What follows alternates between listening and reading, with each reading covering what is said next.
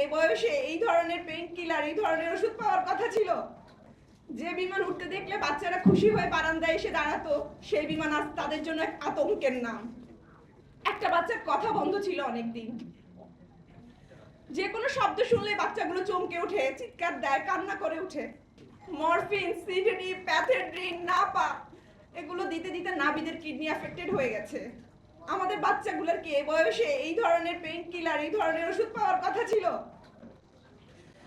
ভবিষ্যতে আমাদের বাচ্চাদের শরীরে এই ওষুধের কোনো প্রভাব পড়বে না, সেটা কি আপনারা বলতে পারবেন?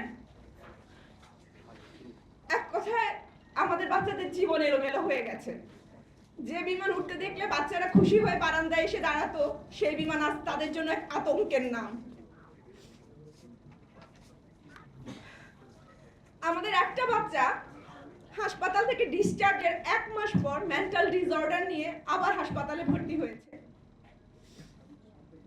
একটা বাচ্চার কথা বন্ধ ছিল অনেকদিন।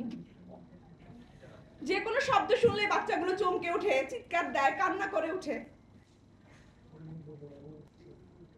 পড়াশোনা ওদের মাথায় ঢুকে না, অনেকে কানেও শুনে না। হুটহাট রেগে যাচ্ছে, হাত পা ছুড়ে। বসুন্ধরা টিস্যু অশুদ্ধতার বিরুদ্ধে এক বিন্দুও ছাড় নয়। বলে এর থেকে তো মৃত্যু ভালো ছিল, বেঁচে আছি কেন আমরা? ওদের সাথে আমরাও মরে যেতাম, তাহলে এই কষ্ট আমাকে ভোগ করতে হতো না।